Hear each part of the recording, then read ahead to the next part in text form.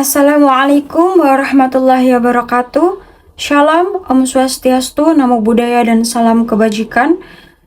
Saya Dian Nurul Qayyimah dengan NIM 233130515. Di sini saya akan menjelaskan tentang analisis putusan kepailitan PT Mandala Airlines.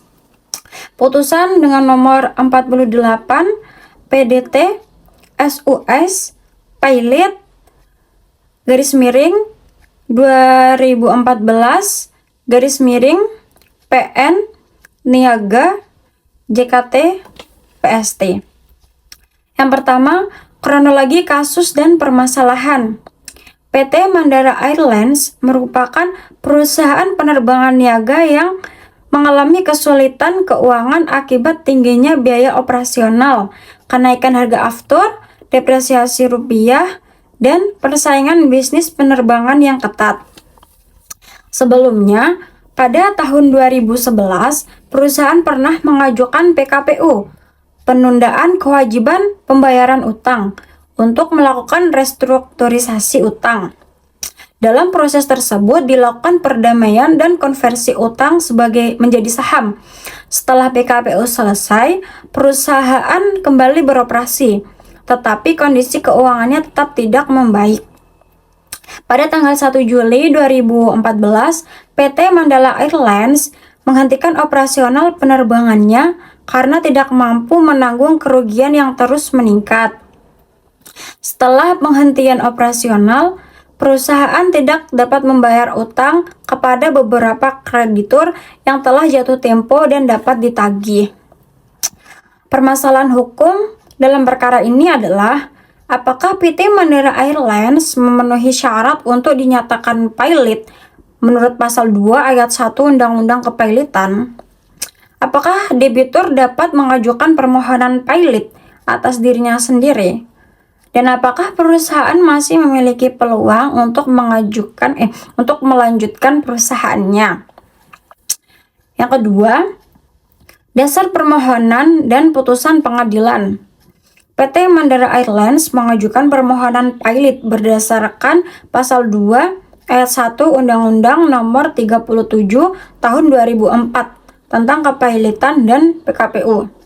Dalam pasal tersebut disebutkan bahwa debitur dapat dipilotkan apabila memiliki 2 atau lebih kreditur dan tidak membayar setidaknya satu utang yang telah jatuh tempo dan dapat ditagih.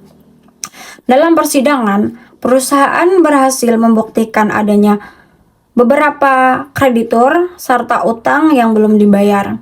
Bukti yang diajukan antara lain berupa perjanjian kerjasama, invoice, laporan keuangan, dan bukti penghentian operasional perusahaan. Pihak komisaris perusahaan sempat menyatakan bahwa perusahaan masih memiliki peluang memperoleh investor baru, sehingga perusahaan seharusnya masih bisa terselamatkan. Namun, pengadilan lebih menitikberatkan kepada terpenuhinya syarat formal kepailitan. Akhirnya, pengadilan mengabulkan permohonan pilot karena syarat pasal 2 ayat 1 dan pasal 8 ayat 4 Undang-Undang Kepailitan telah terpenuhi. 3. Analisis hukum kepailitan. A. Pemenuhan syarat kepailitan. Putusan ini sesuai dengan ketentuan pasal 2 ayat 1 Undang-Undang Kepailitan. Pengadilan hanya perlu membuktikan adanya 1. Minimal 2 kreditur, dan yang kedua 1. hutang jatuh tempo yang tidak dibayar. Dalam perkara ini, kedua syarat tersebut terbukti melalui dokumen tagihan dan tabungan hukum dengan perkara kreditor. Oleh karena itu, secara yuridis, PT Mandala Airlines dapat dinyatakan pilot. B. Prinsip pembuktian sederhana.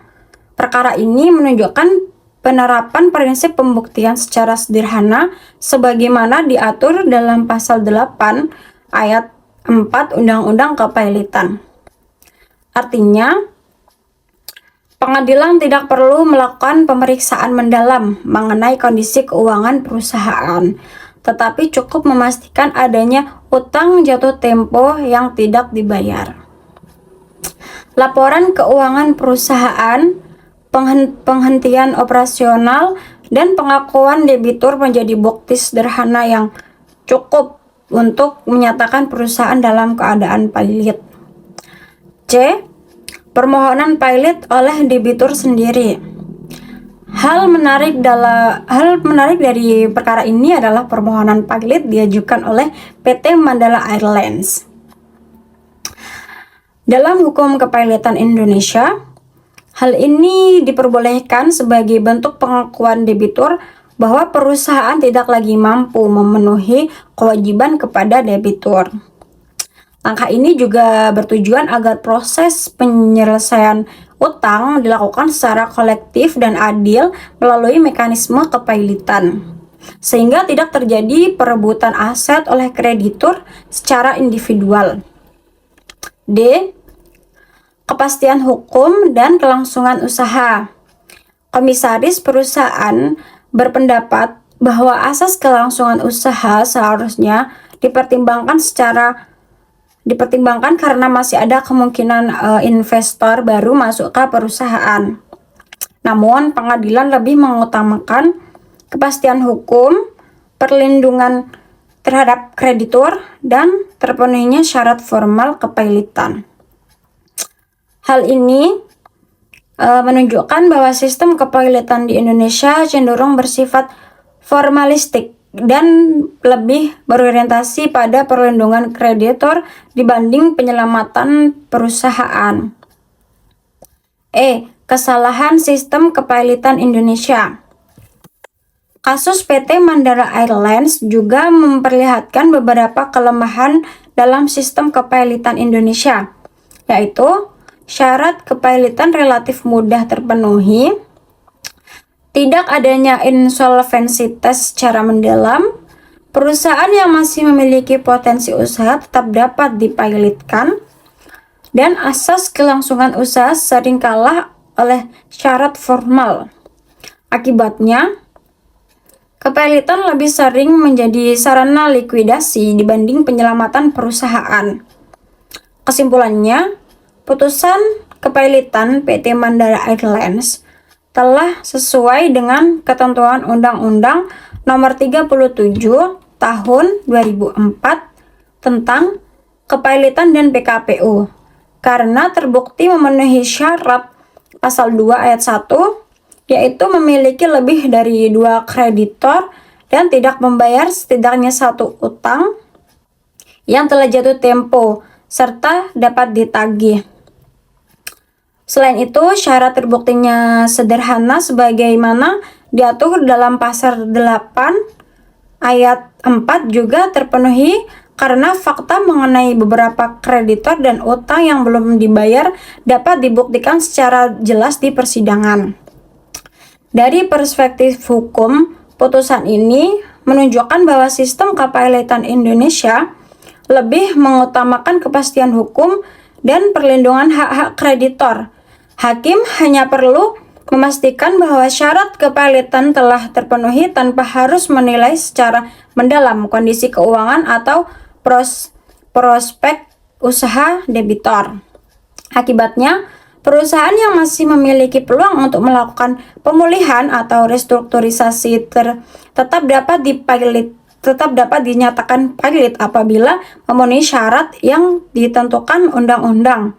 Oleh karena itu, kasus PT Mandala Airlines menggambarkan bahwa hukum kepailitan Indonesia cenderung memprioritaskan kepentingan kreditor dibanding upaya mempertahankan kelangsungan usaha perusahaan.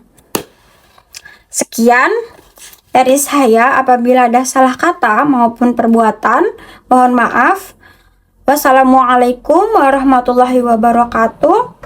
Shalom, Om Santi Santi Om, Namo Buddhaya, dan salam kebajikan. Bye. Masih ada waktu guys, kita jedal-jeduk aja ya.